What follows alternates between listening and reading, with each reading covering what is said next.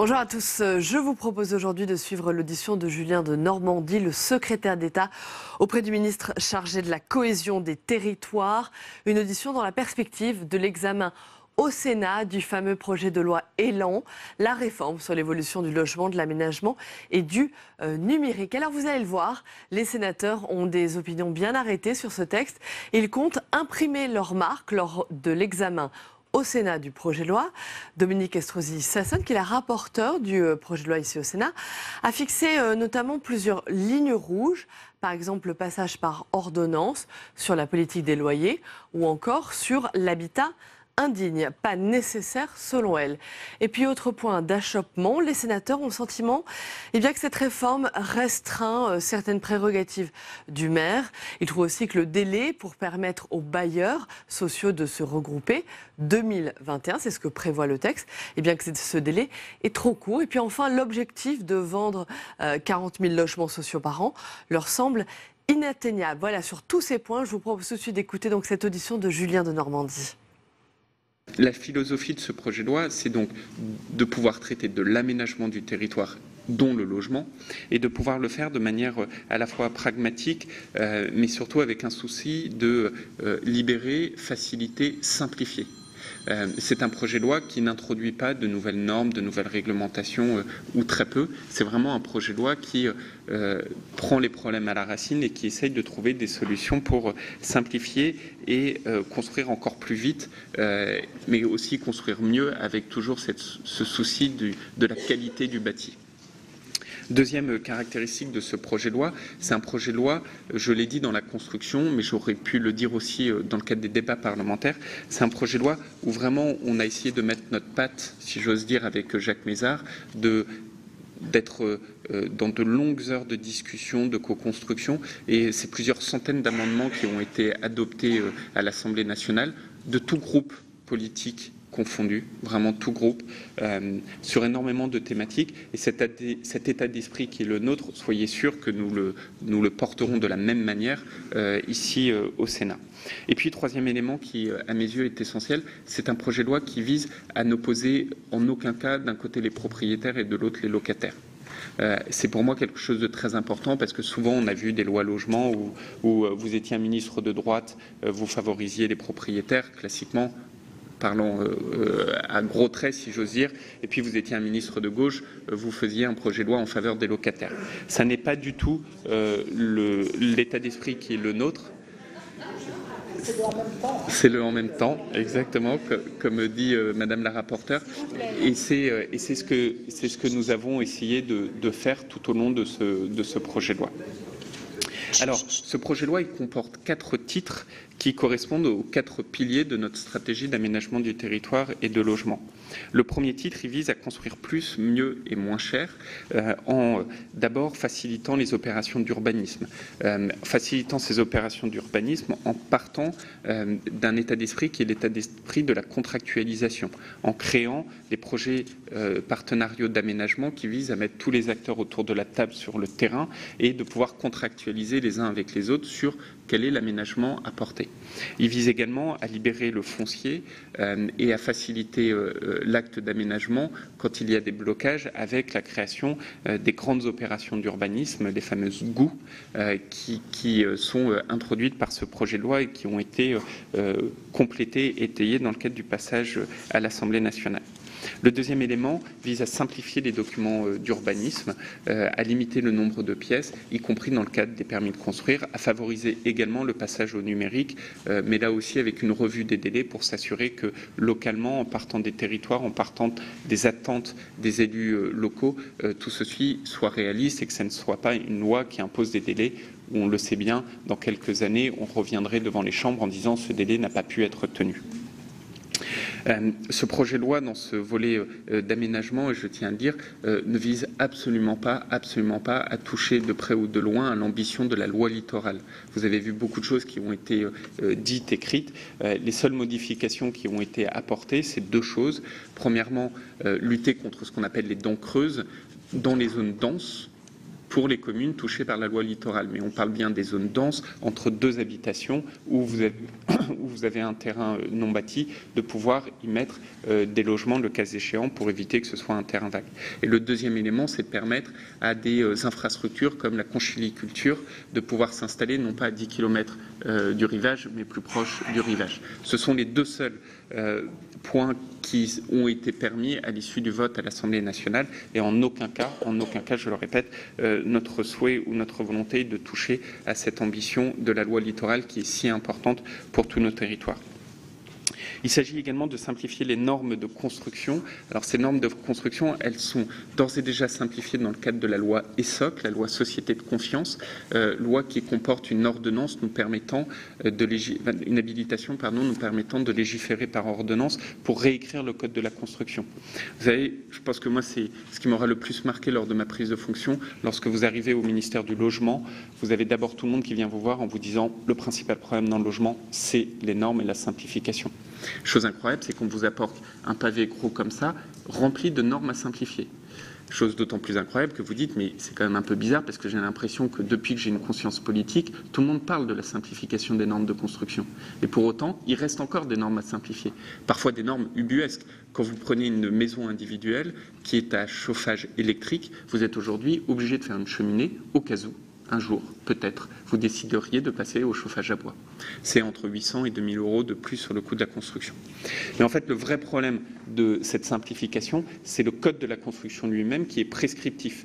Le code de la construction est plus épais que le code civil, il est plus épais que le code du travail, et il est prescripteur. Il vous fixe ses objectifs, mais il vous donne également les moyens pour atteindre ces objectifs. Et donc la seule solution, c'est de réécrire le code de la construction. C'est ce que nous faisons. Nous avons déjà commencé à le faire pour avoir comme objectif d'en enlever une page sur 5 et de le rendre efficace, c'est-à-dire on fixe ses objectifs avec la même qualité, mais en revanche non prescripteur. On laisse les acteurs de terrain déterminer les chemins pour atteindre ces objectifs.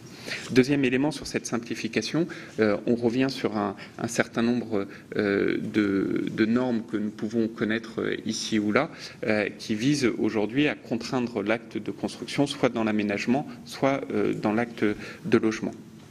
Troisième élément qui a tant fait parler de lui, la question des logements accessibles. Aujourd'hui, nous proposons de passer de 100% de logements accessibles à 100% de logements évolutifs. C'est ce que dit la loi. Et je voudrais d'ores et déjà pouvoir mettre fin à certaines idées préconçues que certains relaient, alors que ce n'est pas du tout ni l'esprit, ni le sens, ni le contenu de la loi. Le 100% de logement évolutif a été quelque chose que nous avons travaillé avec les associations de personnes en situation de handicap. Nous les avons reçus, Sophie Cluzel, Jacques Mézard et moi-même, un nombre incalculable de fois. Le terme même d'évolutif vient d'eux. Ce n'est pas nous qui l'avons défini, ce sont les associations de personnes en situation de handicap. Et qu'est-ce que dit ce projet de loi? Il dit quand vous êtes jeune avec 3 enfants et que vous habitez dans un logement où votre salle de bain est parfois aussi grande que la chambre de vos enfants, ça n'est pas logique par rapport à vos besoins actuels.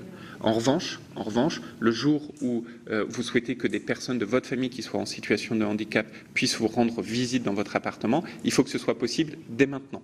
Ça veut dire que la salle de bain aujourd'hui n'a pas besoin d'être aussi grande que ce dont vous auriez besoin si vous étiez en situation de handicap, mais vos toilettes, la principale pièce de vie, doivent être d'ores et déjà accessibles. C'est ça ce que veut dire évolutif. Et deuxièmement, le volet évolutif dit que dès lors que vous avez besoin, parce que vous avez un accident de la vie, 80% des handicaps sont liés à un événement qui intervient dans votre vie, ou parce que vous êtes en vieillissement, il faut que dès le début, votre logement ait pu être conçu pour n'avoir que des parois à décaler. Très concrètement, ça veut dire que la paroi qui sépare la salle de bain des toilettes ou de votre chambre soit des parois dans lesquelles aucun fluide ne passe, pour que vous n'ayez que à la décaler, et que votre salle de bain prévoit déjà votre gros œuvre. C'est notamment des questions de siphon, pour ceux qui en sont des spécialistes, qui permettent, et qui sont souvent les travaux qui coûtent le plus cher, et qui permettent d'ores et déjà de faire ces modifications. C'est ça le point de l'évolutivité de ces logements. Et la loi inclut maintenant avec précision ce que c'est que cette définition et nous sommes en parallèle en train de travailler avec les associations sur le décret qui définira précisément les travaux concernés. Dernier élément sur ce premier pilier, c'est l'accélération des traitements des recours contentieux. Je sais que c'est un sujet sur lequel beaucoup d'entre vous sont très fortement impliqués. On a essayé d'aller vraiment le plus loin possible pour lutter contre ces professionnels du recours abusif. Beaucoup de choses sont incluses dans la loi, d'autres ne sont pas inclus parce que c'est du volet réglementaire. L'objectif, il est très simple, c'est de passer, par exemple, d'une moyenne de 24 mois de délai de jugement à 10 mois de délai de jugement. Pour la première fois, nous avons obtenu cet accord avec la chancellerie. Ou deuxième exemple qui pour moi est caractéristique, vous savez, vous avez ces professionnels du recours abusif qui ont trouvé la méthode pour faire jouer la montre et donc à la fin pour récupérer les indemnités comme ils disent, c'est de dire je dépose un recours et puis la semaine prochaine, je viens déposer un nouveau grief au titre de ce recours. Et donc, je remets tout à zéro. Et puis, 15 jours après, je refais la même chose, etc., etc. En droit, vous avez quelque chose qui s'appelle la cristallisation des moyens, qui vous permet de lutter contre ça. Quand vous déposez votre recours, c'est pour solde de tout compte en termes de grief. Le précédent gouvernement avait vu la chose, avait rendu la cristallisation des moyens optionnelle. Mais ça ne peut pas marcher si c'est optionnel. Le juge jamais ne prendra cette option-là. Et donc, on impose, par exemple, la cristallisation des moyens comme le principe par défaut pour lutter efficacement contre ces recours abusifs. Dernier point, la transformation d'immeubles vacants en logements. C'est un point sur lequel j'ai personnellement beaucoup travaillé. Ça me paraît essentiel parce que l'acte de construire est souvent avec un pas de temps long et que le principal sujet sur lequel nous pouvons jouer à court terme, c'est de lutter contre cette vacance. Cette vacance, c'est sur les logements. Pour lutter contre la vacance dans les logements, moi je pense qu'il n'y a pas d'autre solution que de recréer ce lien entre les locataires et les propriétaires, cette société de confiance que j'évoquais tout à l'heure. Et en revanche, dans les bureaux vacants, il faut y aller plein pot. Et donc on propose des grandes mesures de simplification pour faciliter cette transformation. Et en même temps, des volets coercitifs, puisque lorsqu'un bureau sera vacant pendant trop longtemps, alors nous pourrons le réquisitionner pour y faire de l'hébergement d'urgence pendant une durée limitée. Deuxième grand pilier, l'évolution du secteur du logement social. Sujet qui, là aussi, est très cher à beaucoup d'entre vous, sujet sur lequel nous avons longuement débattu pendant la conférence de consensus.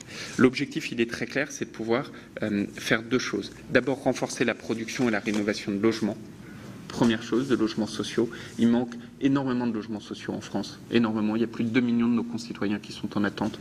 Et deuxième élément, qui est tout aussi important, c'est de pouvoir inverser ce qui avait été fait il y a 40 ans, sous Raymond Barre, ce qui s'expliquait à l'époque, qui était de dire, en gros, on va passer de l'aide à la construction à l'aide à la subvention à la sortie, c'est-à-dire ce qu'on appelait l'aide à la personne, qui nous ont conduit dans les systèmes actuels, avec les systèmes d'APL et ces 18 milliards d'euros de coûts. Bon.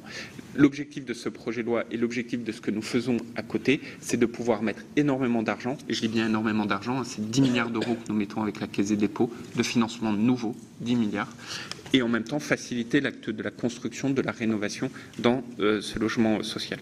Alors ça passe par aussi la restructuration des organismes de logements sociaux. C'est un volet de la réforme, de la transformation du logement social que nous avons fait avec les bailleurs sociaux. Et je dis vraiment avec les bailleurs sociaux. Nous avons même signé une convention avec le président de l'USH il y a quelque temps qui actait l'ensemble de ces points. Et lors de ces discussions que nous avons eues, aujourd'hui la restructuration, le regroupement est quelque chose qui est déjà monnaie courante dans beaucoup d'endroits. Ça ne veut pas dire que c'est légion, mais c'est monnaie courante dans beaucoup d'endroits.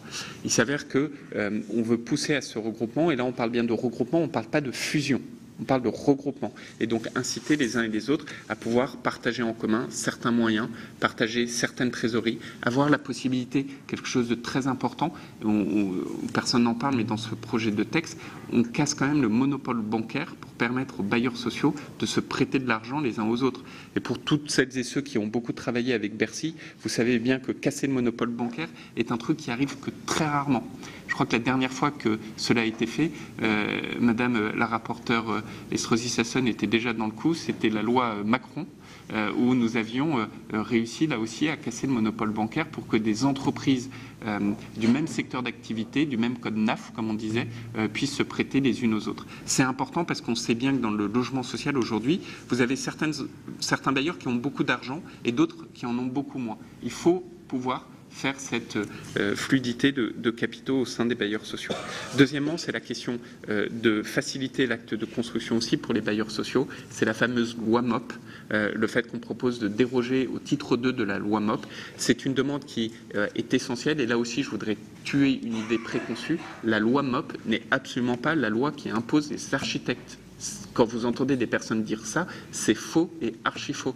Le rôle de l'architecte, il est essentiel. Les architectes font un boulot absolument indispensable. C'est le code de l'urbanisme qui impose les architectes. Et en aucun cas, nous avons même pu avoir l'idée de revenir là-dessus. En aucun cas.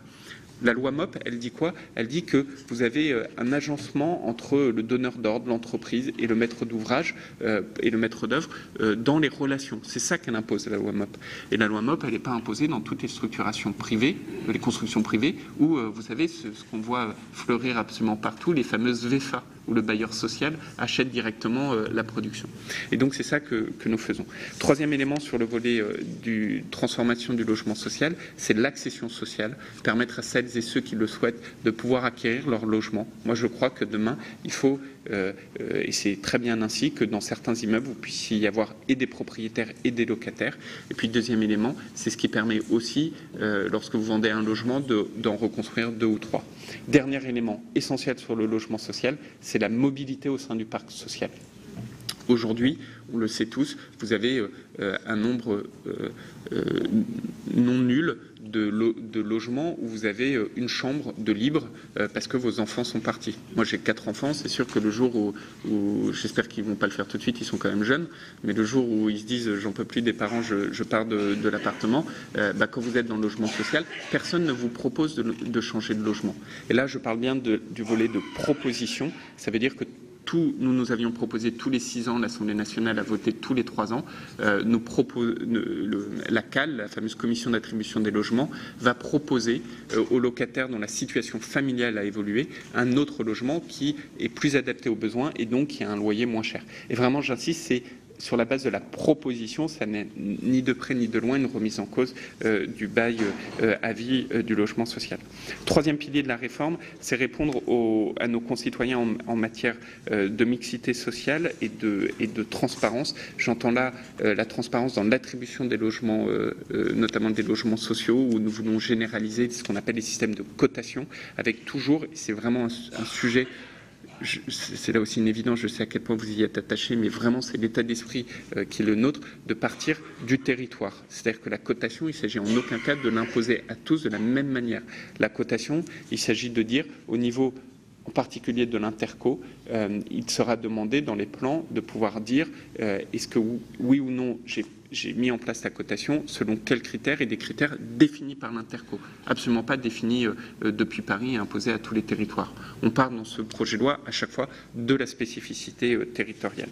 Sur cette transparence et cette mobilité, il y a également la création du bail mobilité qui vise là aussi à répondre à un besoin très spécifique. Ce sont des jeunes en stage long, les saisonniers, les personnes en formation professionnelle, avec la création d'un nouveau bail qui n'est non reconductible, qui n'a pas de dépôt de garantie et qui permet d'être protecteur et du propriétaire et du locataire. C'est également le développement du logement intermédiaire avec des objectifs qu'on souhaite être fixés dans le cadre des PLH, et c'est également avec la mixité intergénérationnelle parce que nous favorisons notamment fortement la colocation, par exemple dans les logements sociaux. Vous savez qu'aujourd'hui c'était quelque chose qui était très difficile à faire.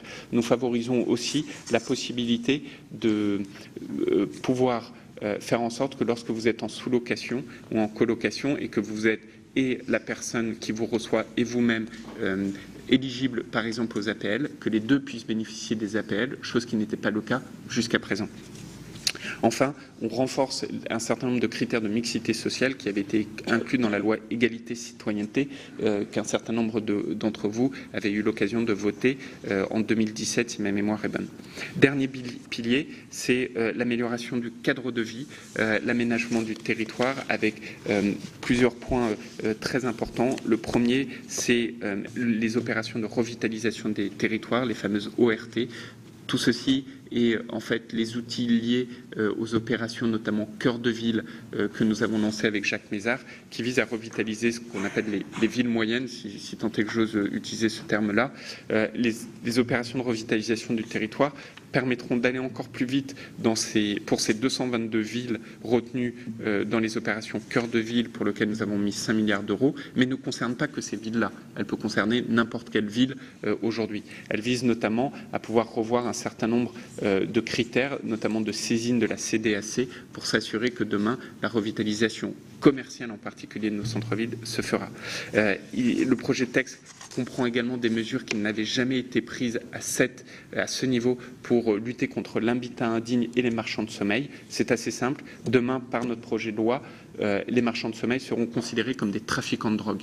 Quand vous regardez le Code général des impôts, vous avez un article qui est assez particulier qui prend en compte ce qu'on appelle la présomption de revenus pour pouvoir taper fortement au portefeuille les trafiquants d'armes, les trafiquants d'êtres humains, les trafiquants. Eh bien, on rajoute, il y a 7 catégories. Tous plus malfrats et immondes les uns que les autres, eh ben on va rajouter les marchands de sommeil, parce que les marchands de sommeil, c'est ni plus ni moins que des trafiquants de misère, et pour la plupart du temps, de vrais criminels. Donc, aucune complaisance, il faut y aller à fond, et je crois vraiment que le projet de loi va très loin sur ce sujet, et je pense que c'est tant mieux. Et puis, dernier point, le numérique.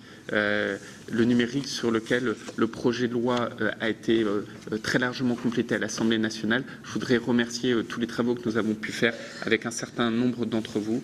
Je pense au sénateur Morel, je pense au sénateur Chaise. Nous avions étudié une PPL il y a peu sur le sujet et je crois que nous avons repris, comme je m'y étais engagé, un certain nombre des points de cette PPL dans ce projet de loi.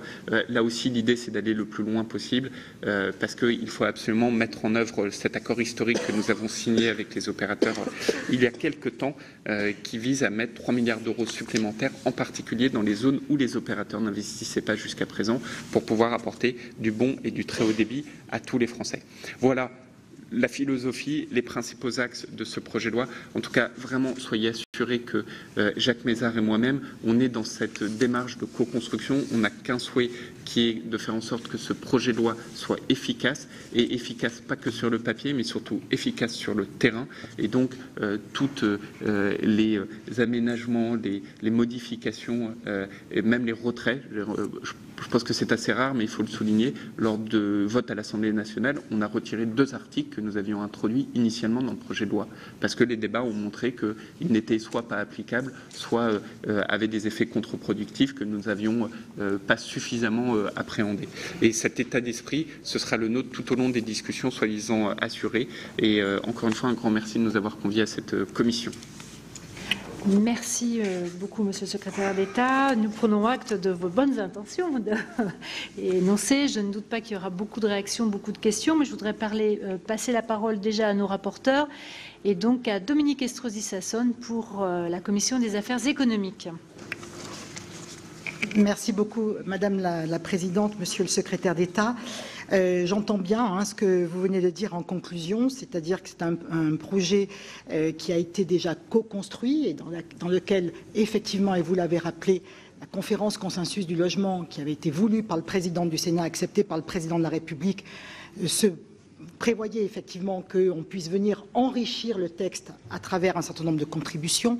On est quelque peu malheureusement resté sur notre faim puisqu'on pense que le texte aurait pu être encore plus enrichi à travers tout ce qui s'est dit dans le cadre de la conférence consensus du logement.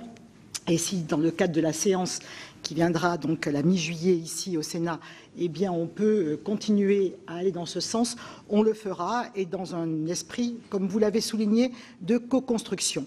Je suis néanmoins étonnée que vous commenciez votre présentation, Monsieur le Secrétaire d'État, sans faire référence à ce qui s'est passé à l'automne dernier, dans le cadre du projet de loi de finances.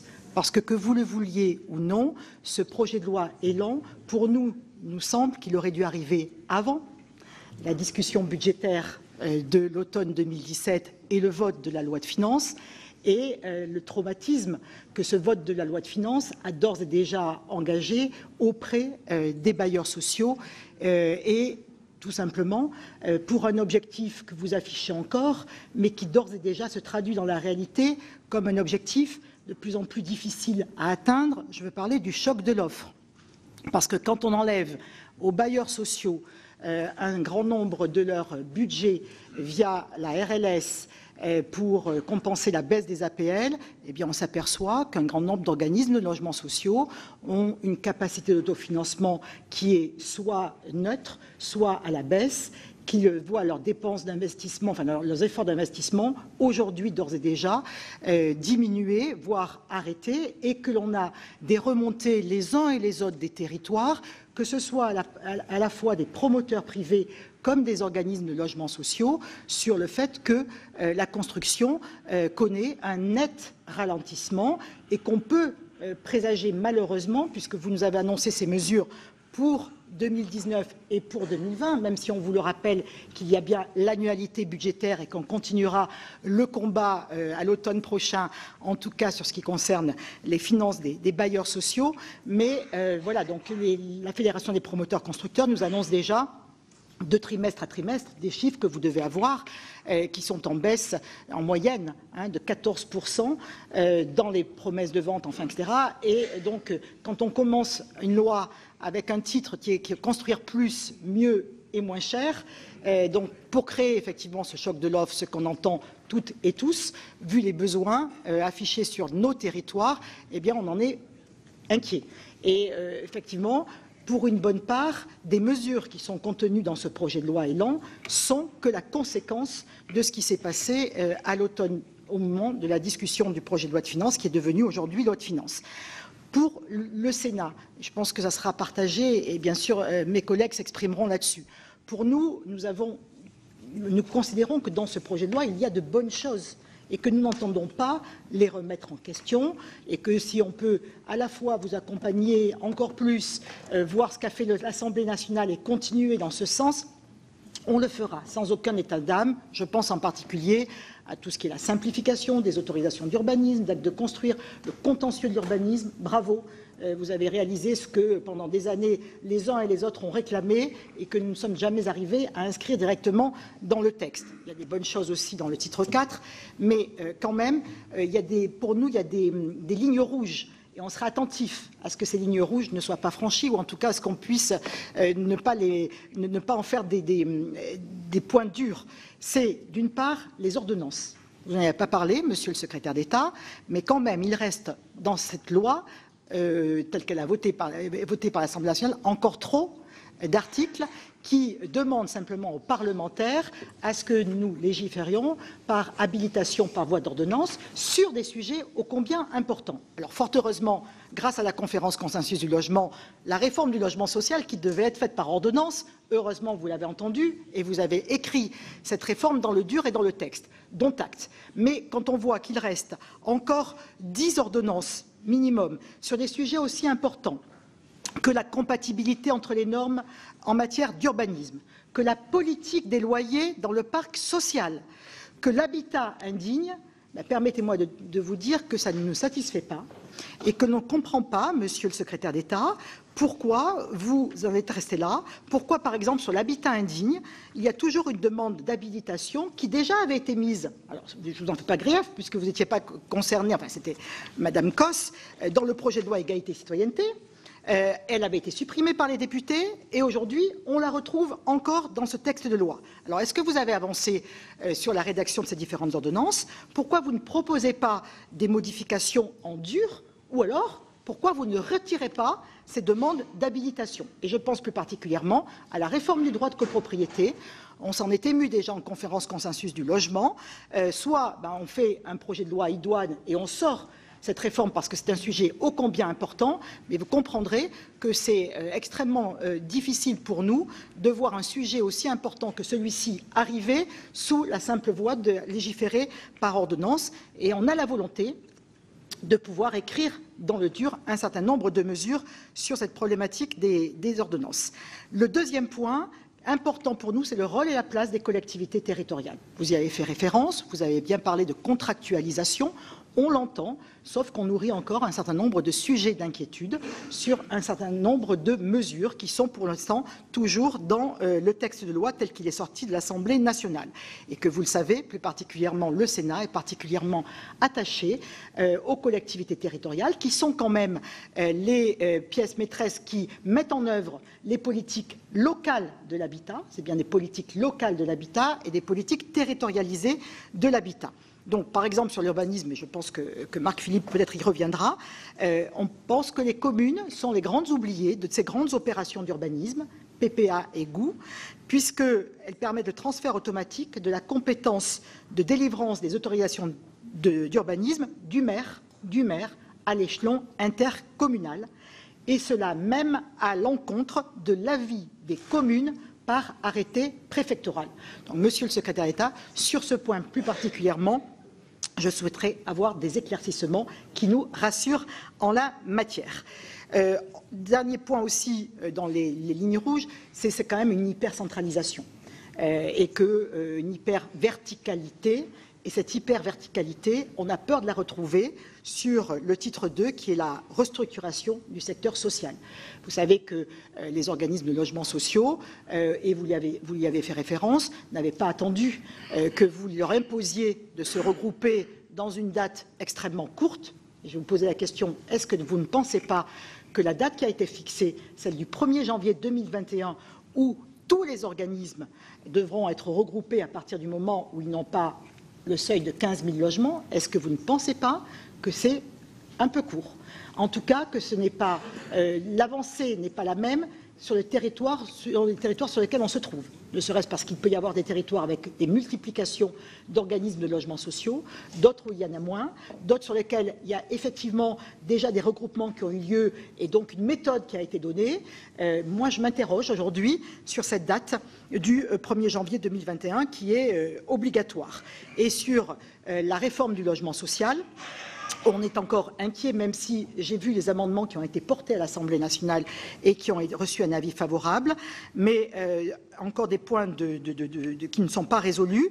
Confirmez-vous qu'un bailleur social pourra appartenir à un groupe et à une société de coordination?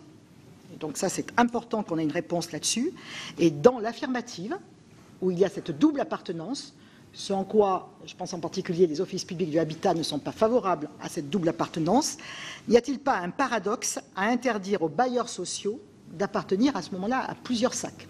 Donc là, on n'a pas eu de réponse à l'Assemblée nationale.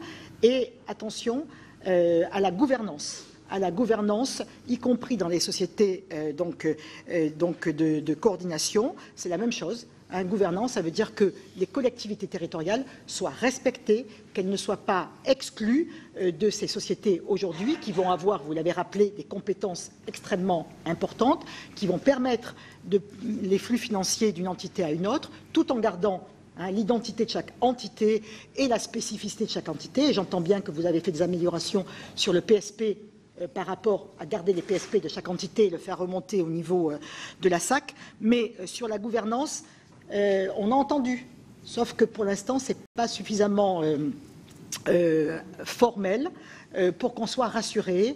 La place, le nombre, comment la gouvernance va donc s'exercer. Parce que si simplement donner un strapontin, comme on le donne aux associations de locataires, parce que vous avez fait rentrer les associations de locataires et elles le demandaient légitimement, puisqu'elles figurent par exemple dans des conseils d'administration d'office public de l'habitat, mais quel sera véritablement leur rôle et leur pouvoir de décision. Sur la vente HLM, alors est-ce que, c'est les 40 000 logements sociaux donc à vendre qui nous interpellent, là où il s'en vend 8 000, pourquoi avoir mis des objectifs aussi ambitieux? Alors on le comprend, parce que derrière il faut trouver de l'argent pour redonner aux bailleurs sociaux. En disant, si vous en vendez plus, eh bien, vous aurez des fonds propres qui vous permettront de pouvoir les réinvestir là où on vous a ponctionné une grosse partie de vos budgets. Mais on sait très bien qu'on n'atteindra pas ces 40 000 logements, Monsieur le secrétaire d'État. Peut-être une année, et encore 20 000, mais 40 000, c'est juste impossible. Et parce qu'il n'y a pas un marché de l'accession à la propriété dans le parc social. Pas à cette hauteur-là, en tout cas. Et derrière, qu'est-ce qu'on craint? On craint qu'il y ait une vente en bloc. Et vente en bloc, vente à la découpe. Et donc tout ce que ça peut interroger comme inquiétude derrière, avec ce qu'on a mis en avant, hein, la financiarisation du logement. Donc véritablement, cet article nous fait très très peur. Et pourquoi alors ouvrir aussi largement la vente des HLM? Et pourquoi maintenir les dispositions actuelles de la loi SRU? Ça nous paraît être contradictoire. Et dernier point sur la vente HLM, comment le maire sera-t-il associé à ces ventes? J'ai vu qu'on a rétabli le droit de préemption, dont acte des maires. C'est très bien, mais c'est peut-être pas suffisant parce que le droit de préemption, ce n'est que le droit de préemption. À partir de quel moment le droit de préemption est rétabli? Puisqu'on signe l'ACUS au début et ensuite on n'y revient pas en toute la durée de l'ACUS s'il y a d'autres logements qui sont mis à la vente. Donc ça nous interpelle aussi sur le délai et sur le calendrier que vous avez mis en place. Dernier point sur la loi SRU, donc vous n'en avez pas parlé. Vous saviez très bien, on ne vous prend pas en traître, qu'ici ça sera un débat, forcément, un débat qui sera dans la pluralité de ce que nous représentons, mais forcément en débat. On ne pouvait pas aborder une loi sur le logement sans parler de la loi SRU, donc qui est quand même le grand absent, même si vous avez augmenté de 5 ans les logements qui sont vendus aux locataires et qui restent dans le quota des logements sociaux en passant à 10 ans. Mais j'ai eu l'occasion de vous le dire en aparté, il y a quand même des rapports aujourd'hui, il y a des conclusions du CGEDD qui montrent bien que les communes qui aujourd'hui font des efforts pour la plupart d'entre elles, et qu'on n'en soit pas à des caricatures, en ne citant que quelques communes qui ne veulent pas avancer dans le domaine de la construction et de la construction de logements sociaux, cette augmentation, 25% d'ici 2025, calendrier extrêmement resserré. Donc, si ces communes, il y aura de plus en plus de communes carencées, Monsieur le Secrétaire d'État, parce que même si elles se mettent dans la logique de pouvoir en capacité de réaliser les objectifs qui sont donnés par la loi, eh bien, c'est la conséquence logique de cette augmentation exponentielle des taux prévus par la loi qui va conduire, de toute façon, à ce qu'il y ait bilan triennaux après bilan triennaux de plus en plus de communes qui soient carencées et donc qui rentrent dans une situation impossible. Quid des communes entrantes qui ont à partir d'aujourd'hui 3 500 habitants et qui n'ont plus que 9 ans pour faire 25% de logements sociaux, quid des communes nouvelles? Donc voilà, toutes ces questions qu'il nous faudra aborder vraiment dans le respect des uns et des autres, mais dont on ne pourra pas faire l'économie et sur lesquelles on devra amener des signaux importants et forts, et en particulier aux élus, aux communes et aux présidents d'intercommunalités. Deux dernières questions sur le CNTGI. Donc le Conseil national de la transaction et de la gestion immobilière. Donc on supprime la compétence disciplinaire pour des raisons qui sont purement financières, parce que ni l'État ni les professionnels ne veulent aujourd'hui financer le fonctionnement de cette instance. Alors néanmoins, ça fait l'objet quand même de nombreuses critiques. Est-ce que le fait que les professionnels de l'immobilier ne soient désormais plus soumis à un code de déontologie n'est-il pas problématique? Une question sur les meublés de tourisme, l'article 51 qui vient opportunément renforcer l'encadrement des meublés de tourisme en vue de mieux lutter contre les investisseurs qui soustraient des logements au marché locatif traditionnel et plus particulièrement en zone tendue. Le gouvernement a, semble-t-il, entendu de la part de la fédération professionnelle réunissant la plupart des principales plateformes du secteur, puisqu'il semble qu'il y ait une certaine régulation qui se mette en route, mais à part leur engagement de nettoyer leur stock d'annonces, n'est-ce pas au bout du compte, la simple application de la loi? Dernier point, puisque sur le numérique, je laisserai mon collègue Patrick Chaise, qui est expert en la matière, s'exprimer. Sur le carnet numérique, simplement, du suivi et d'entretien du logement. Les députés ont adopté à l'article 55 ter des dispositions qui sont relatives au carnet numérique de suivi et d'entretien du logement, qui avait été présenté dans la loi de transition énergétique et dans le plan de rénovation énergétique présenté par Nicolas Hulot en avril. Or, il n'est toujours pas mis en œuvre en raison des imprécisions de ces lois actuelles. Quelle est la position du gouvernement sur ce sujet? J'ai cru comprendre que vous étiez défavorable aux dispositions qui ont été adoptées par les députés en la matière. Merci beaucoup, Monsieur le Secrétaire d'État. Merci beaucoup, Dominique. On voit que le sujet va être très très large. Je vais passer la parole à Patrick Chaise. Madame la Présidente, merci. Monsieur le Ministre, merci de votre présence. Alors, très rapidement, parce que effectivement le N, même s'il est d'importance, est tout à fait malgré tout relatif dans ce texte. Avant de passer au N, je voudrais aborder un sujet qui concerne le littoral, puisque vous avez exprimé, Monsieur le Ministre, que vous aviez pris en compte les problématiques de conchyliculture dans le cadre des débats à l'Assemblée nationale. Notre lecture aujourd'hui ne nous montre pas tout à fait cette précision, donc j'aimerais que vous puissiez nous répondre sur ce point. Et puis, j'aimerais aussi que vous puissiez vous exprimer sur le fait qu'il y a quelque temps au Sénat a eu lieu un débat sur le sujet par le biais de la PPL Vaspart qui avait travaillé ce sujet de façon assez profonde.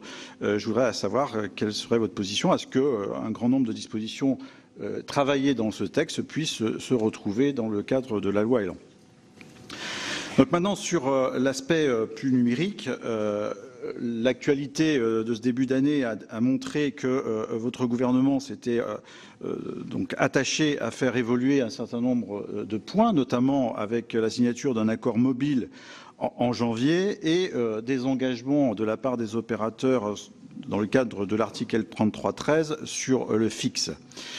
Ces différents accords ou discussions ont donc donné lieu à des engagements de votre gouvernement, notamment donc pour le mobile sur la simplification, ce qui était donc l'objet de ce texte. Considérez-vous que ces simplifications à l'état actuel du texte sont suffisantes? Je pense notamment donc aux problématiques liées à l'urbanisme pour la construction de pylônes en montagne, sur lesquels vous êtes engagé à argumenter, ou en tout cas expliciter une circulaire. Est-ce que vous pensez que ce point-là est suffisant dans le cadre du texte? Il y a aussi des choses qui me semblent intéressantes à faire évoluer au niveau des servitudes pour les réseaux fixes afin d'accélérer la réalisation de ces réseaux. Un autre point, évidemment, qui m'est tout à fait cher, c'est une notion de duplication des réseaux. Vous avez évoqué le débat que nous avons eu ici au Sénat en mars dernier sur la sécurisation des investissements des collectivités et des opérateurs en matière de réseaux fixes par le biais de la PPL que j'avais déposée. Vous aviez donc à cette époque repoussé, j'irais de revers, cette proposition considérant que nous n'étions pas dans la temporalité vis-à-vis de l'Europe qui travaillait sur le Code européen des communications électroniques. Aujourd'hui, le trilogue a exprimé sa position et a confirmé l'esprit du texte que j'avais proposé. Seriez-vous disposé à ce que, dans le cadre de votre texte, les articles concernant la sécurisation des réseaux soient réintroduits? Question sur les marchés de conception-réalisation. Pour le coup, vous acceptez une dérogation au Code des marchés publics sur les marchés de conception-réalisation. J'aurais voulu avoir votre motivation sur ce point. Avoir aussi votre avis sur une proposition de diagnostic de performance numérique qui aurait pu être intégrée dans le nouveau texte. Avoir votre avis également sur des propositions permettant l'accès aux petits opérateurs au réseau, par exemple en obligeant les réseaux activés par l'ensemble des opérateurs. D'une façon plus générale, je voulais vraiment savoir si vous étiez prêt à faire encore évoluer ce texte, étant entendu que même si à l'Assemblée nationale il y a eu quelques avancées, j'ai quand même été tout à fait surpris de la pauvreté des débats, certes à une heure très tardive vendredi soir, et à l'avancée de ce texte au niveau de l'Assemblée nationale. Je vous remercie. Merci beaucoup. Je vais donner la parole à Marc-Philippe Daubresse, désormais. Merci, Madame la Présidente. Monsieur le Ministre, mes chers collègues, je vais recouper beaucoup de choses que Dominique Estrosi a énoncé. Mon travail, évidemment, en coopération totale. Monsieur le Ministre, ce qui transparaît dans ce projet de loi, c'est qu'il y a des tentatives très nettes de recentralisation et que nous sommes pour la territorialisation. Et autant vous avez beaucoup concerté, on en a eu bien sûr les échos dans nos auditions avec les professionnels, autant il y a une sorte de méfiance vis-à-vis des maires, alors que finalement les premiers acteurs du logement, de la production de logements et des modifications d'urbanisme sont les maires. Et la conférence de consensus du logement a énoncé plusieurs centaines de propositions qui vont dans le bon sens et que nous ne trouvons pas ou pas complètement dans ce projet de loi. Donc je détaille rapidement. Je reviens sur les PPA et l'égout dont a parlé Madame Estrosi Sassone. Pourquoi introduisez-vous le préfet dans cette procédure? Si on veut accepter l'idée qu'il y a un certain nombre de grandes opérations d'aménagement et d'urbanisme qui, à l'échelle d'une agglomération, nécessitent d'avoir des dérogations et des régimes particuliers, pourquoi vous ne laissez pas la commune et l'intercommunalité s'en débrouiller entre elles? Il existe dans les intercommunalités ce qu'on appelle l'intérêt communautaire. Il existe des majorités qualifiées quand il y a nécessité d'aller au-delà d'un certain nombre d'égoïsmes particuliers, si tel était le cas. Pourquoi voulez-vous introduire le préfet? Surtout qu'on a entendu certains professionnels de l'immobilier dire c'est une première manière de remettre en cause le permis de construire du maire. Le permis de construire du maire, c'est un des fondamentaux de la fonction de maire. Si vous y touchez, même avec une main tremblante, vous nous trouverez en face de vous, je vous le dis clairement. Donc si vous voulez rassurer là-dessus, enlevez le préfet. Vous savez, le préfet, dans le temps, on a fait des éparts, des établissements publics d'aménagement où l'État était partie prenante, ça a été des échecs retentissants partout. Laissez les maires et leurs intercommunalités fonctionner ensemble, c'est la première chose que je voulais dire. Deuxièmement, sur la question des recours abusifs où là, franchement, vous faites une avancée significative après le rapport Moguet que les gouvernements qui vous ont précédé n'ont pas réussi à faire. Donc bravo. Mais ne peut-on aller encore plus loin? L'absence du respect des délais de jugement imposés n'est pas sanctionnée. Aucune durée minimale d'existence d'une association n'est exigée pour qu'elle puisse faire un recours. Les sanctions actuelles des recours abusifs, dont vous savez qu'elles sont quasiment pas utilisées, ne sont pas suffisamment dissuasives. Il y a eu d'autres propositions qui ont été faites dans le cadre de ce rapport. Ne pourrait-on pas aller plus loin dans le débat qui s'engage au Sénat? Sur les questions de réforme par ordonnance du droit de la copropriété, après ma collègue Dominique, je voudrais dire que je me souviens de ce que Jacques Mézard a dit dans certaines circonstances au Sénat, mais enfin, dans certaines circonstances, on dit certaines choses, dans d'autres, on dit d'autres choses. Je suis bien placé pour le savoir. Mais enfin, quand même, sur la réforme du droit de la copropriété, qui est un problème fondamental entre les rapports propriétaires-locataires, est-ce que vous ne pouvez pas faire ce qui a été fait sur le droit des contrats, à savoir si vous voulez légiférer par ordonnance, est-ce que vous ne pouvez pas faire le choix de soumettre au Parlement un véritable projet de loi de ratification qui aille dans les moindres détails, que l'on puisse quand même regarder les choses attentivement. Je signale que le Sénat avait fait une étude et que le délai moyen d'une ordonnance, c'est 572 jours. Quand on fait une loi accélérée, c'est 196 jours. Donc, il faut quand même se méfier des ordonnances, sauf à vouloir ne pas faire toute la transparence sur certains sujets.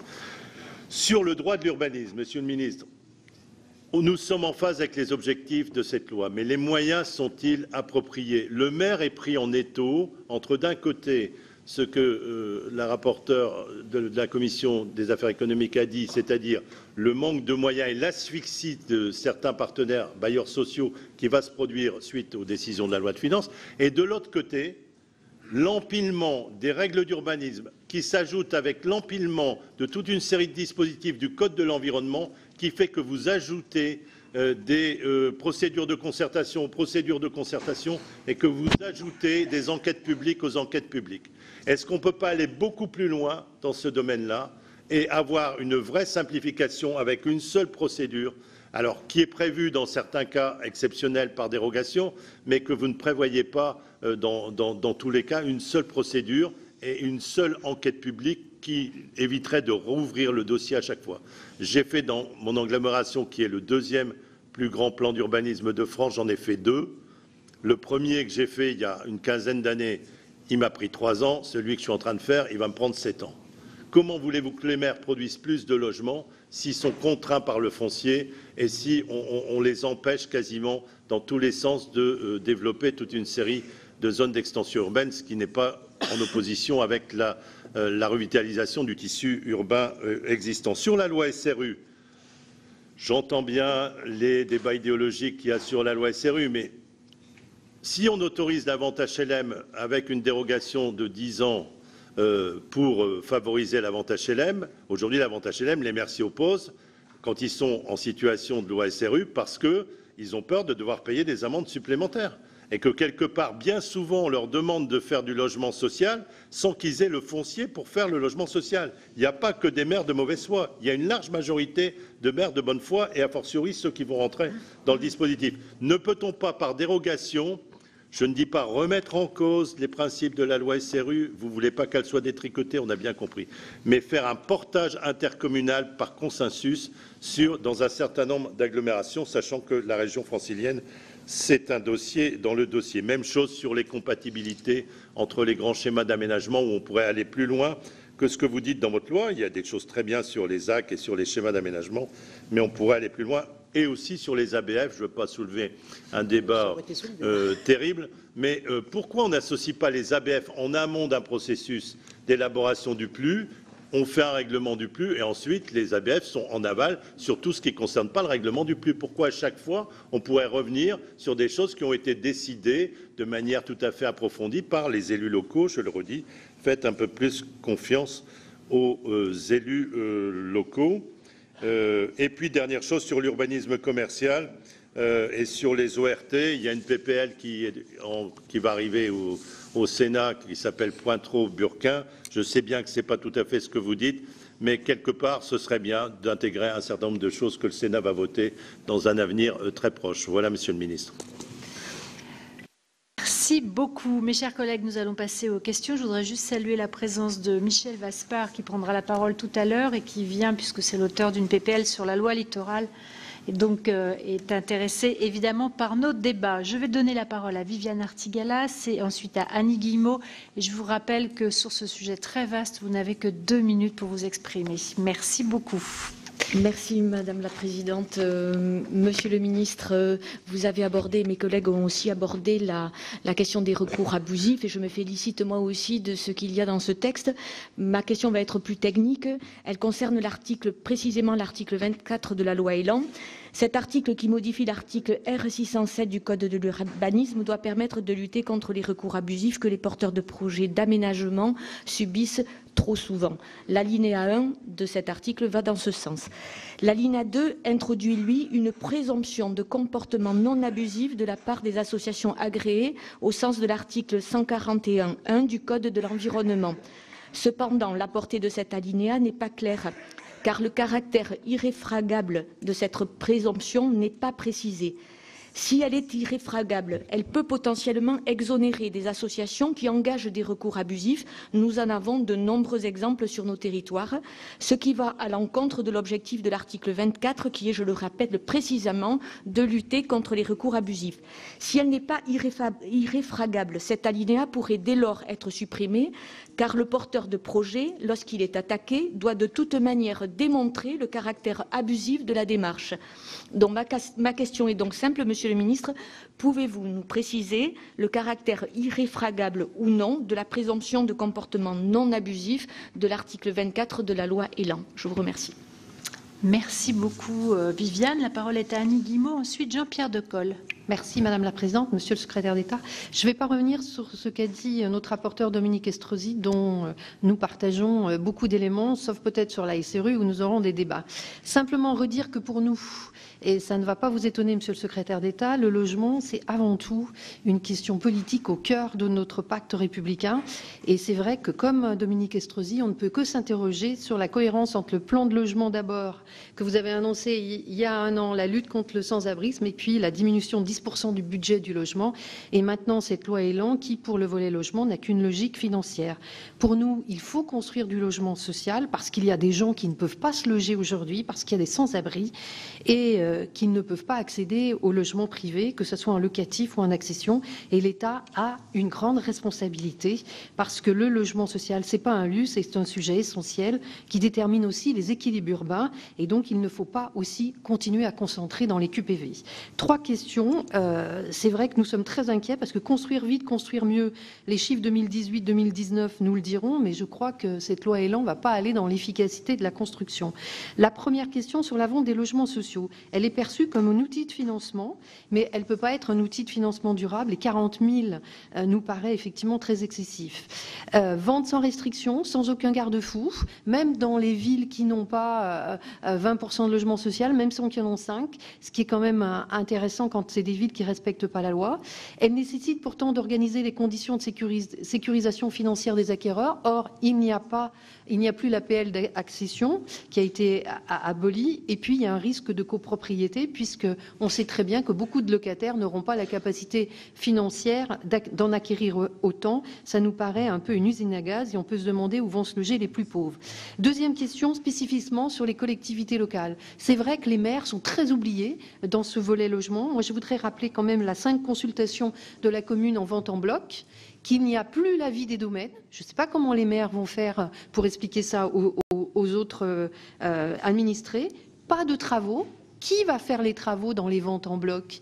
Et puis, deuxième et dernière question, le problème de la garantie qui est complètement ignoré. Pourquoi les maires et les collectivités locales qui garantissent les emprunts des organismes HLM dont ils sont présidents iraient aussi garantir les ventes en bloc où ils ne sont pas représentés dans les sociétés? Ça, c'est quand même un problème. Enfin, troisième point très rapidement, on a ce matin avec le groupe sport auditionné Emmanuel Hachman, qui est présidente du comité paralympique, tout de même revenir sur la loi de 2005 sur l'accessibilité. Je pense qu'on n'a pas les mêmes interlocuteurs. Nous avons auditionné les associations d'handicapés. Même la promotion immobilière dit que le concept d'évolutif, d'ailleurs sur lequel il n'y a absolument rien, coûtera beaucoup plus cher que de mettre en accessibilité tous les logements.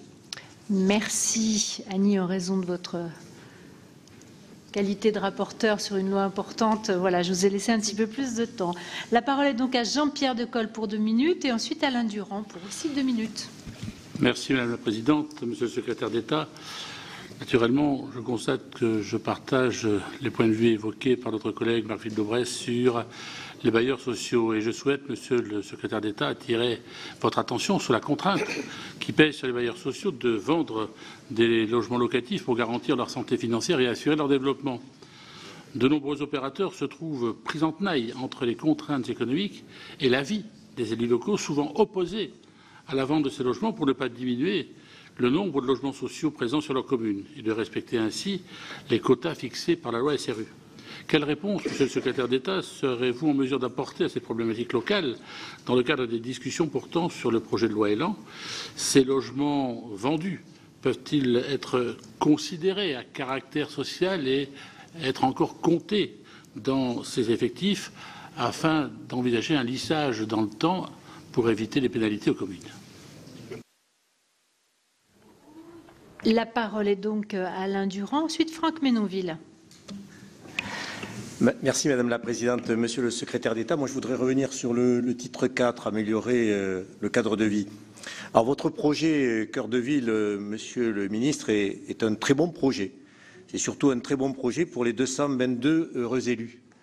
Parce que vous le savez, ils sont 6 à 700 au moins qui auraient souhaité faire partie de cette liste. Et même si vous l'avez rappelé tout à l'heure, la liste n'est pas exclusive et je m'en félicite. Mais mieux que le discours, vous le savez, Monsieur le Ministre, nos collègues Rémy Pointereau et Martial Bourquin ont traduit ce discours, votre discours, dans un texte que nous allons examiner dans quelques heures et qui s'adresse justement aux 222 autres, puisque c'est un projet de loi qui s'inscrit non pas en opposition à votre projet ORT, mais bien en complément, puisqu'il propose d'ouvrir à toutes les villes, les centres-bourgs, et ils sont nombreux, je pense surtout aux centres-bourgs sur nos territoires ruraux qui contribuent à l'aménagement du territoire, si en tout cas on a la même envie d'organiser le territoire.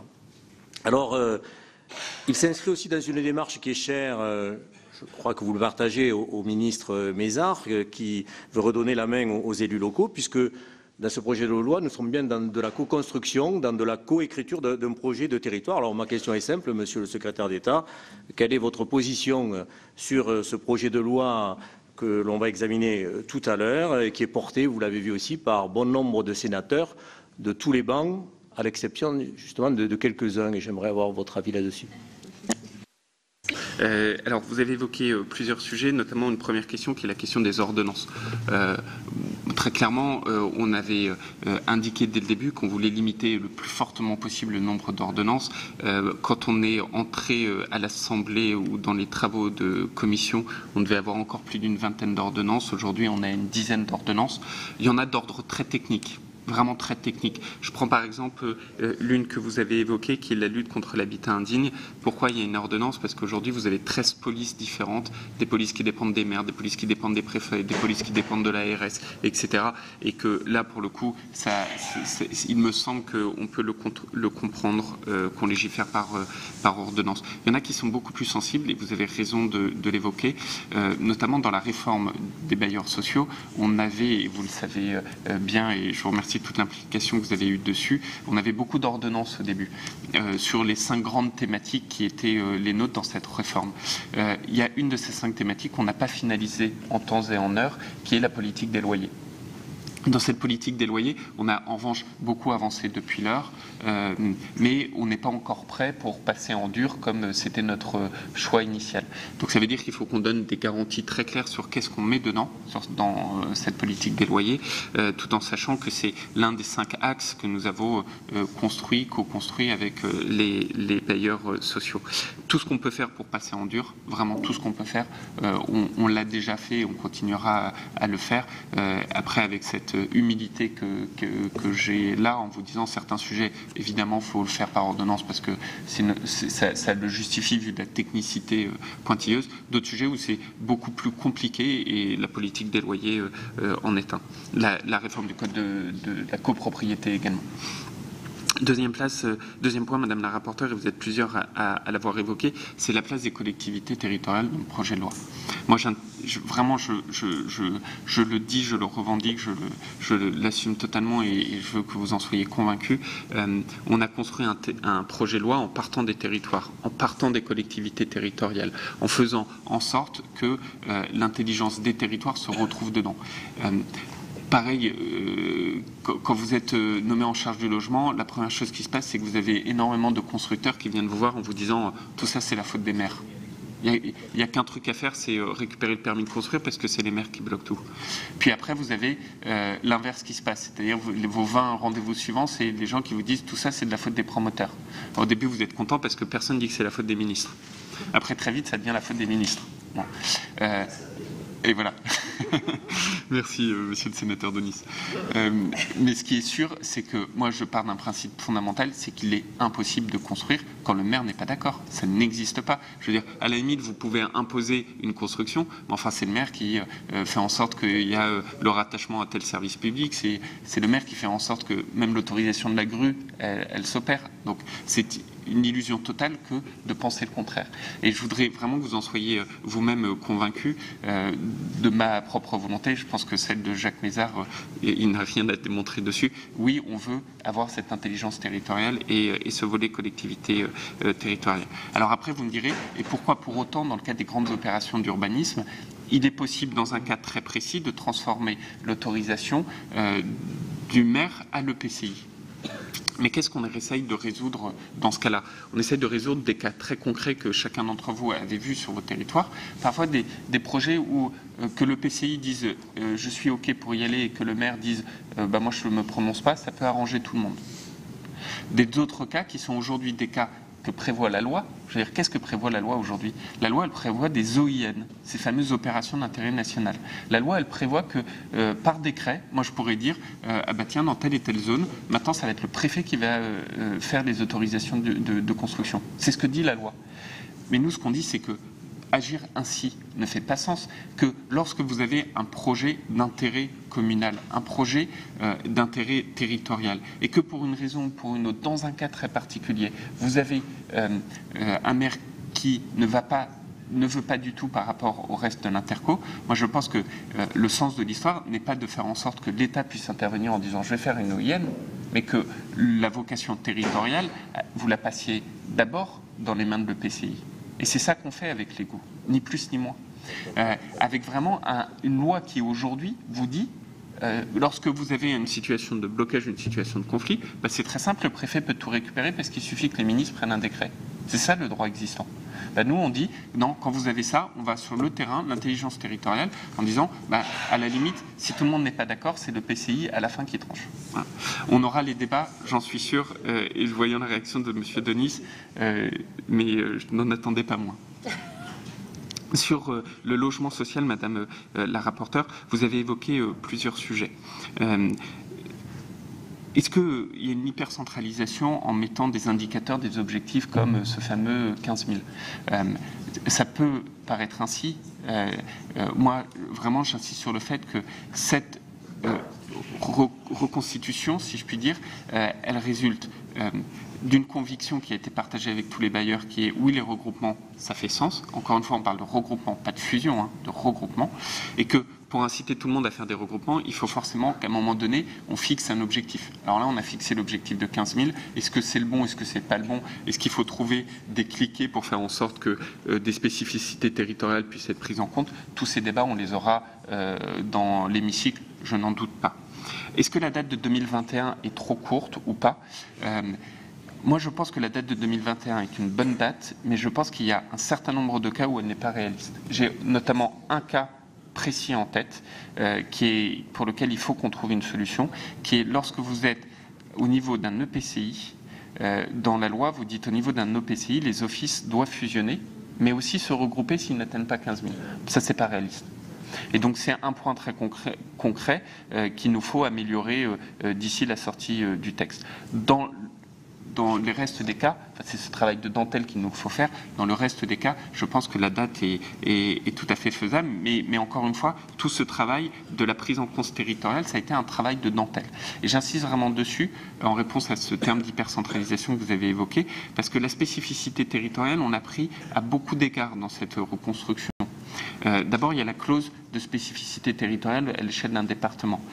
Il y a des objectifs qu'on a conçus exprès pour certaines EPCI où, en continuant les travaux avec les bailleurs sociaux, on s'est rendu compte que ça n'était pas réaliste. Le point que vous évoquez du 2021 pour les EPCI qui doivent faire d'abord une fusion puis un regroupement, il faut le faire évoluer. Tout ça, c'est ce travail de dentelle qu'on a déjà très largement réalisé à l'Assemblée nationale. Il reste plusieurs points et il nous faut en parler. Troisième question que vous posez, Madame la rapporteure, est-ce que les bailleurs sociaux peuvent appartenir à un groupe et une SAC? Et dans ce cas-là, pourquoi ne pas pouvoir appartenir à deux SAC? Donc oui, je vous le confirme, un bailleur social peut être une filiale d'un groupe et appartenir à une SAC.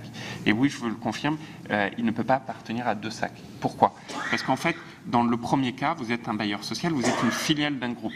Vous êtes une filiale. Donc vous appartenez à un groupe plus large et vous en êtes une filiale, mais capitalistiquement parlant. Et en revanche, vous appartenez à une SAC. Mais au niveau de la SAC, et moi j'insiste dessus, et vous l'avez très justement rappelé, Madame la rapporteure, tout ce qu'on a conçu, c'est le plan stratégique pluriannuel. Il est défini au niveau des entités appartenant à la SAC. Pour que ce soit clair pour tout le monde, une SAC, c'est en fait une société à l'envers. Vous avez plein de sociétés filles qui prennent des participations dans une société mère. Mais tout ça, on le fait parce que justement, on veut que toutes les sociétés filles restent ancrées sur le territoire. Et donc, quand vous êtes dans une SAC, c'est votre propre plan, votre propre CUS qui prévaut. Et donc, vous pouvez appartenir à un groupe et appartenir à une SAC parce que le groupe vous donne des objectifs et vous les mettez au niveau territorial. La difficulté d'appartenir à deux SAC, c'est que là, pour le coup, vous pouvez avoir des approches territoriales qui ne soient pas concordantes les unes vis-à-vis des autres. Et là, ça devient très compliqué. Madame la rapporteure, vous évoquez également la vente des logements sociaux et je répondrai par là même à monsieur le sénateur Gay. Est-ce qu'on va atteindre les objectifs de 40 000 ? L'objectif de 40 000, c'est un objectif qu'on a fixé. On a même dit, en fait, il faut passer d'abord par 20 000, puis par 40 000. L'objectif de 40 000, c'est un objectif qui ne figure nulle part. Nulle part. C'est bien dans la vie de se fixer des objectifs. C'est comme ça aussi qu'on avance. Mais ça n'est en aucun cas une obligation quelconque dans quel contexte. Et pour moi, la vente des logements, je vais être très clair, hein, la vente des logements, c'est pas une doctrine. Je veux dire, vous avez des territoires où faire de la vente de logement social, c'est très bien. Vous avez d'autres territoires où faire de la vente du logement social, ça ne fait pas sens. Par cette loi, nous, on donne les outils aux différents bailleurs, collectivités, pour qu'elles s'en saisissent. On ne leur impose en rien un quelconque obligation de vente ou un quelconque volume de vente. Pourquoi la vente au bloc? C'est l'une des questions que vous posez, Madame la rapporteure. D'une part, parce que c'est parti vraiment d'une discussion qu'on a eue avec les bailleurs sociaux, où vous vous rendez compte que beaucoup alors, parce que moi, je crois que c'est de bonne politique que de favoriser de l'accession sociale. Encore une fois, quand bien même on atteindrait 40 000 logements, on parlerait là de moins de 1% du parc. On est vraiment dans un tout petit flux, vraiment tout petit flux. Et je pense que c'est bien parce que déjà c'est la demande de beaucoup de nos concitoyens. Deuxièmement, parce que je trouve ça très bien que dans le même immeuble vous ayez des propriétaires locataires. Et troisièmement, parce que je suis convaincu que lorsque vous vendez, vous pouvez reconstruire à côté. Maintenant, pourquoi on fait des votes en bloc? Parce que les bailleurs sociaux eux-mêmes pointent du doigt un sujet qui est très particulier, qui est la gestion des copropriétés. Leur métier n'est pas forcément de gérer des copropriétés. Le fait de pouvoir vendre en bloc à travers des structures HLM, qui sont ces fameuses structures de portage, ça permet de gérer ce cas précis. Deuxième élément, c'est effectivement, ça se fait par des sociétés HLM qui sont régies par le droit HLM, c'est-à-dire que les remontées de capitaux, la rémunération du capital est régie, elle aussi, par le droit des HLM et est très contraignante pour éviter justement la spéculation liée à ces sociétés HLM. Quel est le rôle du maire dans les ventes HLM? C'est un sujet sur lequel on a beaucoup débattu, travaillé. Le premier point, c'est comme je vous le disais, tous les bailleurs sociaux sont contraints avec les CUS et même dans ce regroupement, c'est les CUS des bailleurs sociaux qui prévalent. Dans ces CUS, vous avez les plans de vente qui font l'objet des discussions avec les élus locaux. Premier point. Deuxième point, la vente, aujourd'hui, dans le droit, elle impose un avis simple du maire et une possibilité de droit de préemption. Pour faciliter la vente, le projet de loi revenait sur le droit de préemption. On a réintroduit le droit de préemption. Donc demain, les maires auront toujours leur avis simple et auront la possibilité de faire ce droit de préemption. C'est un point qui nous semble important. On a également rajouté et les collectivités et les représentants des locataires dans la gouvernance de ces SAC. C'était un élément important et je vous l'accorde, il faut qu'on précise, notamment on a précisé le nombre de personnes dans le conseil d'administration, si ma mémoire est bonne. Le diable est dans les détails et donc il nous faut le préciser. Ça va venir. J'arrive. Sur la loi SRU, alors vous êtes plusieurs à avoir évoqué la loi SRU et avoir évoqué le président Larcher. Donc je me ferai aussi mien des mots du président Larcher. Je pense que tout comme il faut toucher la Constitution d'une main tremblante, il faudrait toucher la loi SRU d'une main tremblante. Pourquoi je dis ça? Parce que la loi SRU, c'est une bonne loi. La loi SRU, c'est la loi qui nous a permis d'avoir autant de logements sociaux. La loi SRU est une loi contraignante, mais une contrainte qui a fait vraiment avancer les choses. Je ne doute pas, mais pas un instant, que nous aurons beaucoup de débats sur ce sujet, avec des questions légitimes que vous posez, notamment les communes nouvelles que vous avez évoquées ou plein d'autres. Sur le CNTGI, on a effectivement supprimé la compétence disciplinaire. On l'a réintroduit, cette compétence, sur certains points, notamment le droit d'alerte de la DGCC, enfin le droit d'alerte que le CNTGI peut avoir vis-à-vis de la DGCCRF, ou l'introduction de compétences de déontologie. Moi, je pense que c'est un vrai débat. Et je pense que le débat au Sénat doit nous dire si oui ou non on est allé trop loin sur ce volet CNTGI. C'est une vraie question que vous posez. Sur l'encadrement des meublés de tourisme, on a beaucoup travaillé sur ce sujet et on a vraiment obtenu des grandes avancées. Pour faire très simple, tout le débat sur les meublés tourisme, donc les Airbnb et Co, se sont toujours focalisés sur la question des 120 jours. Faut-il ou pas réduire les 120 jours? Moi, je pense que c'est la mauvaise question. J'en suis convaincu. Parce que pourquoi c'est 120 jours? 120 jours, c'est le nombre de jours d'une année moins le nombre de jours des fameux 8 mois qui vous fait déclarer en résidence principale.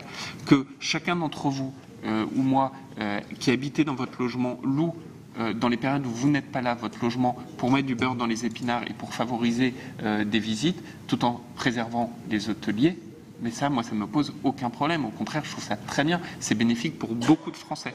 En revanche, ce contre quoi je lutte, mais de manière hyper ferme, c'est maintenant les gens qui achètent des appartements et qui ne font que du Airbnb ou autre avec. C'est ça notre combat. C'est ça notre combat. Et donc pour lutter contre ça, on a renforcé significativement les sanctions. Et chose inédite, parce que c'est la première fois que c'était fait, j'ai réussi à obtenir, après de longs mois de négociations, des engagements de la part de ces plateformes pour faire plusieurs choses, notamment nettoyer le stock et faire ce qu'on appelle des barrières à l'entrée. C'est-à-dire que maintenant, quand vous irez sur cette plateforme, à partir de la fin de l'année, vous devrez vous enregistrer, enfin rentrer dans la plateforme, soit comme habitant de votre résidence principale, soit comme propriétaire d'une autre résidence. Et si vous rentrez sur propriétaire d'une autre résidence, vous aurez la loi qui sera très clairement rappelée, et notamment les sanctions que vous pouvez encourir. Sur le carnet numérique, en fait, on a eu, moi sur le fond, je suis très pour la mesure du carnet numérique. On a eu des débats de fond sur le volet juridique, notamment en sortie du Conseil d'État. Donc là, c'est vraiment la sagesse des parlementaires sur leur appréciation et expertise des volets juridiques, tout en sachant que le sens de l'histoire, c'est évidemment de faire du carnet numérique, qui est en grosso modo le carnet de santé de votre immeuble. On a tous en tête ces piles de dossiers ou autres, ou informations que vous cherchez sur vos immeubles et que vous n'arrivez pas à avoir. Voilà, c'est vraiment la sagesse de cette belle chambre qui devra déterminer si oui ou non le risque juridique est là ou pas. Monsieur le rapporteur Chaise, sur la conchyliculture, vous êtes plusieurs à l'avoir proposé. En fait, on a rajouté, messieurs les sénateurs, on a rajouté donc le volet activités agricoles et forestières. Et on a eu confirmation que dans le volet agricole et forestière était inclus le volet conchyliculture. Si ça n'est pas le cas, et c'est une personne qui est ingénieur agronome et qui élève des huîtres à ses heures perdues qui vous le parle, si ça n'est pas le cas, rajoutons conchyliculture, mais vraiment toutes nos expertises nous ont montré que c'était le cas. Et je serais ravi d'en parler autour d'un plat d'huîtres que je vous ramènerai avec grand plaisir et que ça pourra être soit des diploïdes, soit des triploïdes. À bon entendeur.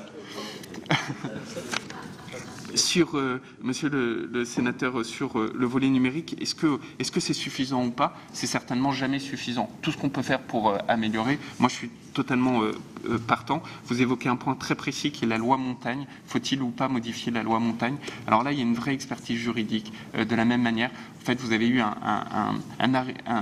rendu de la Cour administrative de Nancy qui a mis une sorte de désordre, parce que donner une acceptation ou une lecture du droit qui n'était pas forcément conforme à ce que les opérateurs avaient en tête. Donc on essaye vraiment de recadrer la chose. Moi je pense que si on peut ne pas avoir à toucher à la loi montagne, parce que quand vous touchez à ce type de loi, vous savez pourquoi vous le faites, mais vous ne savez jamais quelles peuvent en être les conséquences, on s'en porte mieux. Donc si on peut éclaircir le droit sans avoir à toucher à la loi montagne, moi je le préfère vivement. Mais c'est aussi cette sagesse qui vous caractérise, qui fera lieu dans l'hémicycle. Sur la duplication des réseaux, donc la question c'est de savoir est-ce que en France par rapport à d'autres États, il est logique d'avoir d'un côté une fibre faite par un opérateur, de l'autre côté une fibre faite par un autre opérateur. Moi je vais vous dire, mon seul souci, en bon ingénieur que je suis, c'est de faire en sorte que le plus vite possible tous les Français puissent bénéficier du numérique et du mobile. Si ça doit amener à avoir certaines duplications, c'est certainement pas la meilleure politique, mais si c'est ça qui nous permet d'aller très rapidement, je suis prêt à en payer le prix, si je puis dire. En revanche, il y a un cas très particulier, et je sais que vous y avez beaucoup travaillé, monsieur le sénateur, c'est quand vous avez des zones dites fibrées, c'est-à-dire des zones où les investissements ont été faits, la zone est fibrée, et là vous avez des petits malins qui arrivent et qui dénaturent en fait tout l'équilibre économique. Là, la balle est dans notre camp parce que vous avez déjà voté une excellente loi qui était la loi Macron, qui précisait, surtout avec d'excellents rapporteurs, mais qui précisait notamment la définition de ces zones fibrées, et les décrets n'ont jamais été pris. Donc c'est de notre responsabilité. Voilà. Sur la conception-réalisation, faut-il des dérogations ? Et ça répond aussi à l'interrogation de monsieur Denis. La conception-réalisation, c'est quelque chose de différent, et monsieur Bourquin le disait aussi. Hein. C'est une question qui est différente, notamment de la loi sur les marchés publics. C'est-à-dire que la loi MOP ne vous permet pas de faire de conception-réalisation, mais celle qui vous dit allotissement ou pas allotissement, c'est la loi sur les marchés publics, enfin les fameuses ordonnances marchés publics de 2016 2016. Et donc, en aucun cas, il ne faut nuire à ces ordonnances marché public qui, en passant par les allotissements, ont permis justement de renforcer le rôle des PME-TPE. Et je connais tout votre engagement, monsieur le sénateur, sur ces sujets, notamment des délais de paiement vis-à-vis d'elles. Sur les diagnostics de performance numérique que vous proposez, monsieur Chaise, pourquoi pas? Moi, j'ai vraiment juste un point, et j'espère qu'on gardera ce même état d'esprit dans les débats, c'est qu'on a toujours voulu ne pas rajouter d'obligations, de contraintes qui viendraient alourdir le droit, parce qu'on en a déjà suffisamment fait par le passé. Mais est-on prêt à faire évoluer le texte? Oui, et archi oui. Monsieur le rapporteur Dobreuse, vous parliez de la territorialisation. Pourquoi le préfet? Je vous y ai répondu tout à l'heure sur le volet PPA-GOU, mais vraiment, j'insiste dessus, en aucun cas, ce texte vise à remettre en cause l'autorité du maire.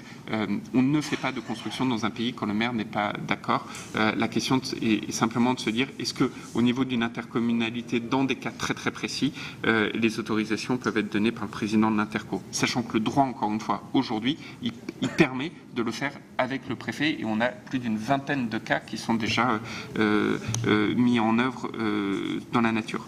Sur le contrôle et le recours abusif, est-ce que, oui, enfin, objectivement, on va le plus loin possible, et tout ce qu'on peut faire pour aller encore plus loin, on le fera. Sur les la copropriété, j'en ai parlé tout à l'heure, effectivement, c'est par une habilitation à légiférer par ordonnance. C'est des sujets qu'il nous faudra préciser, au moins en banc, pour vous dire exactement ce que nous souhaitons faire. Monsieur le sénateur Dobreuse, vous évoquez ensuite l'empilement des règles de l'urbanisme, en disant, en donnant deux choses. Est-ce qu'il faudrait faire une seule procédure et quid d'une seule enquête publique? Alors je vais commencer par une seule enquête publique. Sur l'enquête publique, il y a deux choses. Il y a comment on peut la rendre plus rapide, et notamment on le fait dans le projet de loi avec le volet de dématérialisation de l'avis du public. C'est un point qui me paraît important. On en avait parlé tous ensemble d'ailleurs déjà dans la loi Jeux Olympiques. Il y a un autre point qui est un point sur lequel nous n'avons pas avancé, c'est qu'aujourd'hui, la seule vraie simplification qui nous reste à faire, c'est comment vous faites en sorte pour que les autorisations d'urbanisme et environnementales qui ne sont pas faites par les mêmes structures puissent un jour être rejoints. C'est ça la vraie question. C'est ça la vraie question qui reste. Je vous laisse imaginer les débats qu'on peut avoir, y compris en interministériel, sur ce sujet. Mais voilà, c'est aujourd'hui le dernier point de simplification, si je puis dire. En revanche, vous dites un point qui est intéressant également, comme tout, mais un point particulièrement intéressant qui est, faut-il faire une seule procédure? Alors moi, j'ai été complètement vacciné contre ça. Pourquoi?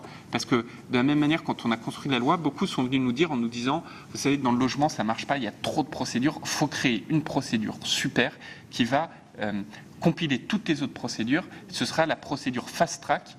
Et donc, vous arriverez, vous aurez un projet de logement, vous prenez cette procédure et vous verrez, c'est comme les champignons magiques dans les jeux vidéo de mes enfants. Bon, on regarde et en fait, cette procédure, elle existe. Ça s'appelle la pile dans le logement. Elle existe. Elle n'est pas utilisée, mais elle existe. Et donc, c'est ce que disait le sénateur de Nice. Et donc demain, en fait, on était en train de se dire, on va créer une procédure qui tue toutes les procédures, y compris la procédure qui tue déjà toutes les procédures. Bon, au final, on rajoute une procédure. Voilà. Donc moi, je suis... Il faut en avoir fait pour comprendre, monsieur le ministre. J'en ai fait de pile. J'en ai fait des procédures. Non, mais je sais bien, mais le risque... De droit de l'urbanisme, donc on voit sur le terrain ce qui se passe. Mais, monsieur le sénateur, franchement, on est plus que beaucoup sur le terrain et on peut en parler des heures, y compris dans le détail sur ce qui se passe. Ce que je vous dis, je ne vous dis pas que vous n'avez pas raison sur le constat que les procédures sont trop longues, sont trop dures, sont trop complexes, qu'il y a des trucs aberrants comme des autorisations et d'urbanisme et environnemental qui ne sont pas dans les mêmes mains. Tout ça, je vous l'ai dit. En revanche, ce que je vous dis, c'est est-ce que oui ou non, on peut avoir une procédure unique qui tue les autres procédures? Ça, moi, je n'y crois pas parce que ça a déjà été fait dans le logement, ça s'appelle la pile et ça ne marche pas. Donc, on rajoute juste une autre procédure. C'est uniquement ça que je dis. Je vais vous faire une proposition. Avec grand plaisir d'en parler. Sur la question des ABF, il y a alors on a beaucoup avancé sur cette question dans la loi. On a notamment introduit un amendement voté par la commission culture, proposé par la commission culture, qui vise à dire que l'autorité compétente peut délivrer l'autorisation, qui délivre l'autorisation, peut proposer un projet de décision à l'ABF dès l'amont du projet. C'est un point qui a été soulevé par plusieurs d'entre vous. Donc c'est sur la base de la proposition, mais ça vise à associer les ABF le plus en amont possible. Madame Artigalas, vous évoquez le caractère irréfragable ou non. Alors aujourd'hui, sur cet article des recours abusifs avec ces associations qui sont présumées non abusives, enfin de réputation non abusive, aujourd'hui il n'est pas écrit que c'est irréfragable. Et donc normalement la preuve du contraire peut être apportée. Bon. J'ai bien noté votre point, on va regarder précisément avec nos juristes. Madame Guillemot, vous évoquez plusieurs points, notamment la lutte contre le sans-abrisme, le plan logement d'abord. Aujourd'hui, le budget qu'on a mis et qui est le nôtre avec Jacques Mézard, c'est un budget qui n'est pas en augmentation partout, mais qui est en augmentation sur un point, qui est justement ce logement d'abord et cette lutte contre le sans-abrisme, de manière très significative d'ailleurs. On a fixé et on a voté déjà des crédits qui permettent de faire de l'intermédiation locative, de la pension de famille, plus 30% de sortie de l'hébergement d'urgence vers le logement d'abord. C'est la politique que nous menons. C'est la politique du logement d'abord qui est un des points, j'en ai pas parlé en introduction, mais de ce projet de loi pour voir comment on arrive à mieux organiser, notamment avec les services intégrateurs, ce qu'on appelle les SIAO, bref, les plateformes du SAMU social qu'on connaît tous. Donc oui, on avance sur ce point-là. Vous évoquez également, Madame la sénatrice, la question de la vente des logements sociaux. Est-ce qu'il y a des garde-fous? Oui, il y a des garde-fous. Encore une fois, l'avis du maire est toujours demandé, c'est pas un avis conforme, mais l'avis du maire est demandé. Deuxièmement, le droit de préemption est rétabli. Troisièmement, la loi dit déjà que quand vous vendez, vous avez des ordres de priorité. Quatrièmement, s'agissant de l'accession sociale, lorsque le bailleur social vend à un locataire, la loi, et c'est un amendement qui est passé à l'Assemblée nationale, prévoira que c'est déjà ce qui est fait, mais ça va mieux en le disant, que le bailleur social peut récupérer le bien si le locataire qui est devenu propriétaire a des difficultés de paiement pendant les 5 années qui suivent l'accession sociale.